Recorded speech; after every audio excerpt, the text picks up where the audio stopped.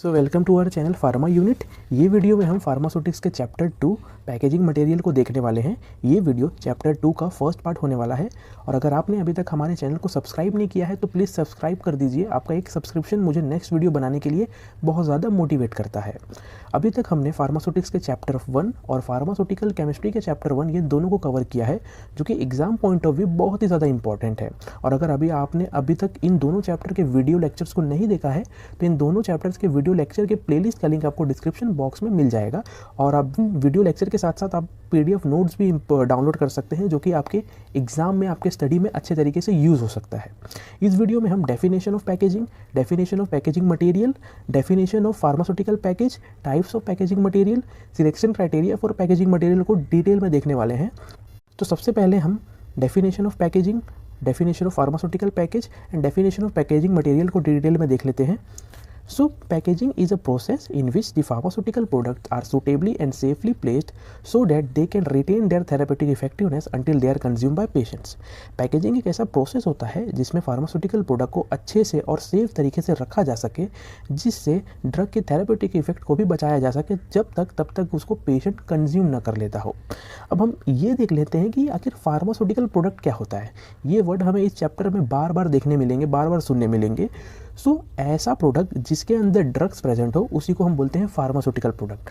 अब जैसे कि tablet, capsule, syrup, gel, ointment, suspension, emulsion, cream, ये सब क्या होते हैं? फार्मास्यूटिकल प्रोडक्ट के एग्जाम्पल्स होते हैं। नेक्स्ट हम ये देख लेते हैं कि what is mean by pharmaceutical package. तो pharmaceutical package is defined as a device which contain pharmaceutical product and the container may और may not be in the direct contact with the product. Pharmaceutical package एक device होता है, एक ऐसा device होता है जिसमें हम फार्मास्यूटिकल प्रोडक्ट को रख सकते हैं और ये फार्मास्यूटिकल पैकेज ड्रग्स के डायरेक्ट कॉन्टैक्ट में आ भी सकता है और नहीं भी आ सकता है। नेक्स्ट हम ये देख लेते हैं कि what is mean by pharmaceutical package. जो मटेरियल से फार्मास्यूटिकल पैकेज बनता है उसी मटेरियल को हम बोलते हैं फार्मास्यूटिकल पैकेजिंग मटेरियल। नेक्स्ट हम ये देख लेते हैं कि कौन कौन से different types of packaging material हमारे पास है। तो अगर हम बात करें पैकेजिंग मटेरियल की तो ग्लास, मेटल्स, रबर, प्लास्टिक्स, ये एज अ पैकेजिंग मटेरियल बहुत ज़्यादा यूज़ होते हैं फार्मास्यूटिकल इंडस्ट्रीज़ में। तो सबसे पहले हम ग्लास देख लेते हैं। अगर हम ग्लास की बात करें तो हमारे पास type 1 glass, type 2 glass, type 3 glass, type 4 glass and coloured glass होते हैं। सेकेंड होता है मेटल्स। अगर मेटल की बात करें तो एल्यूमिनियम, टीन, लीड, ये सब as a packaging material use होता है। नेक्स्ट है रबर्स। तो रबर्स की बात करें हम अगर तो natural rubbers, silicone, butyl rubber, chlorobutyl rubber, neoprene rubber and nitrile rubber as a packaging material use होता है। एंड अगर हम प्लास्टिक की बात करें तो polyethylene, polystyrene, polyvinyl chloride, nylon, cellulose, polypropylene, ये as a packaging material use होता है। तो अब हम ये देख लेते हैं कि कितने टाइप्स के पैकेजेस होते हैं। तो 3 टाइप के पैकेजेस होते हैं। पहला होता है प्राइमरी पैकेज, दूसरा होता है सेकेंडरी पैकेज एंड तीसरा होता है टर्शरी पैकेज। तो सबसे पहले हम प्राइमरी पैकेज को देख लेते हैं। The primary packaging material consists of those packaging material which have direct contact with the pharmaceutical formulation.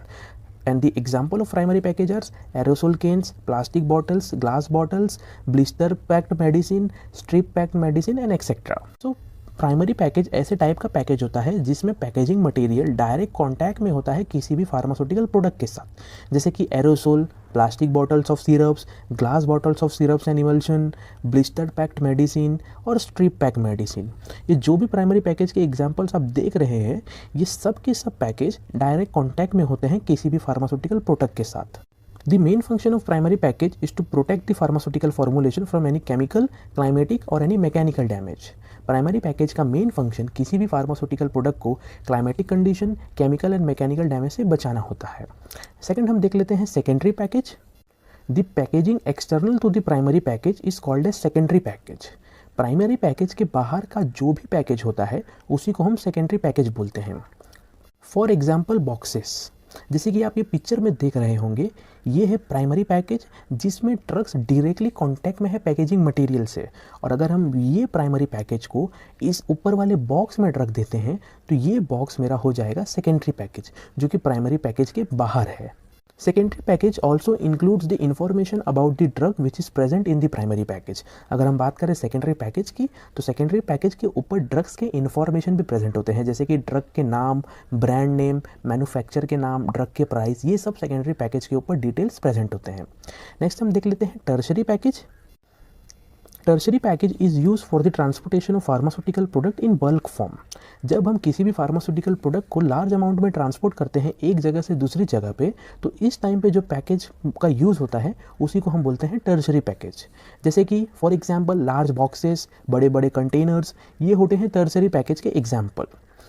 Tertiary package not only used for transportation of drug in bulk form, but it also provide protection to secondary as well as primary package of drugs. Tertiary package transportation में तो help करता ही है, लेकिन साथ ही साथ ये secondary package as well as primary package को transportation के टाइम प्रोटेक्ट भी करता है। नेक्स्ट हम देख लेते हैं selection criteria for packaging material. किसी भी मटेरियल को पैकेजिंग मटेरियल बनाने से पहले कुछ सर्टेन क्राइटेरियाज होते हैं जिन्हें जानना और कंसिडर करना बहुत ही ज़्यादा ज़रूरी होता है। तो पहला, the packaging material selected should not react with the pharmaceutical product which is stored in it. जो भी पैकेजिंग मटेरियल हम सिलेक्ट करेंगे वो किसी भी फार्मास्यूटिकल प्रोडक्ट के साथ रिएक्ट नहीं करना चाहिए स्टोरेज कंडीशन में। Second, the packaging material selected should protect the pharmaceutical product from environmental condition such as change in temperature. Selected packaging material pharmaceutical product को प्रोटेक्ट करना चाहिए from change in environmental condition. जैसे कि अगर किसी भी environment में कुछ चेंजेस आ रहे हैं टेम्परेचर वगैरह में, तो वो फार्मास्यूटिकल पैकेज किसी भी फार्मास्यूटिकल प्रोडक्ट को उस टाइम पे प्रोटेक्ट करना चाहिए।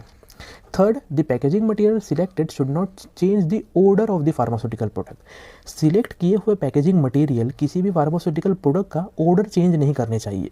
ओडर का मतलब होता है स्मेल, तो ये पैकेजिंग मटेरियल किसी भी फार्मास्यूटिकल प्रोडक्ट का स्मेल नहीं चेंज करने चाहिए। Fourth, the packaging material selected should not change the taste of pharmaceutical product. Select किए हुए पैकेजिंग मटेरियल किसी भी फार्मास्यूटिकल प्रोडक्ट का टेस्ट भी नहीं चेंज करने चाहिए। Fifth, the packaging material should B non toxic. जो भी पैकेजिंग मटेरियल हम सिलेक्ट करेंगे वो नॉन टॉक्सिक होना चाहिए, उसका कोई भी टॉक्सिक इफेक्ट फार्मास्यूटिकल प्रोडक्ट पे और ह्यूमन बींग्स पे नहीं होना चाहिए। Sixth, the selected packaging material must be approved by Food and Drug Administration, that is FDA। Select किए हुए पैकेजिंग मटेरियल को FDA अप्रूवल बहुत ही ज़्यादा ज़रूरी होता है मिलना। Seventh, the packaging material should B such that it can be labelled easily. Packaging material ऐसा होना चाहिए जिसके ऊपर हम लेबलिंग ईजीली कर सकें। लेबलिंग का मतलब होता है जो भी उसके अंदर फार्मास्यूटिकल प्रोडक्ट प्रेजेंट होगा उसके सब डिटेल्स प्रेजेंट हो उस पर। Then The packaging material should be economical in nature। Selected packaging material economical होना चाहिए नेचर में, यानी कि पैकेजिंग मटेरियल का जो कॉस्ट है, जो प्राइस है, जो कीमत है, वो ज़्यादा नहीं होना चाहिए। The selected packaging material should be eco friendly. Packaging material selected packaging material जो होना चाहिए वो इको फ्रेंडली होना चाहिए। The selected packaging material should be tamper resistance. Packaging material tamper resistance भी होना चाहिए। अब ये टेम्पर रेजिस्टेंस का मतलब क्या होता है? किसी भी डैमेज को रोकने को हम बोलते हैं tamper resistance. Okay, the selected packaging material must be dispose easily after used by patient. जो भी पैकेजिंग मटेरियल हमने सिलेक्ट किया है वो ऐसा होना चाहिए जिसे पेशेंट के यूज़ के बाद इजीली डिस्पोज किया जा सके। So thanks for watching this video guys. अगर आपको ये वीडियो पसंद आया तो प्लीज़ आप अपने फ्रेंड्स के और क्लासमेट्स के साथ शेयर कर सकते हैं। और आपको अगर कोई भी क्वेश्चन होता है तो आप हमें कमेंट बॉक्स में पूछ सकते हैं या फिर आप हमें ईमेल कर सकते हैं। इंस्टाग्राम पे भी हमारा पेज है, वहाँ पे भी आप हमसे डायरेक्टली कनेक्ट हो सकते हैं। वहाँ पे भी मैं हर एक क्वेश्चन के डायरेक्टली आंसर देता हूँ। और इस जो वीडियो लेक्चर आपने देखा है इसके आप PDF नोट्स एकदम फ्री में डाउनलोड कर सकते हैं और अपने स्टडी में यूज़ कर सकते हैं। इस PDF के जो लिंक है आपको डिस्क्रिप्शन बॉक्स में मिल जाएंगे। So welcome.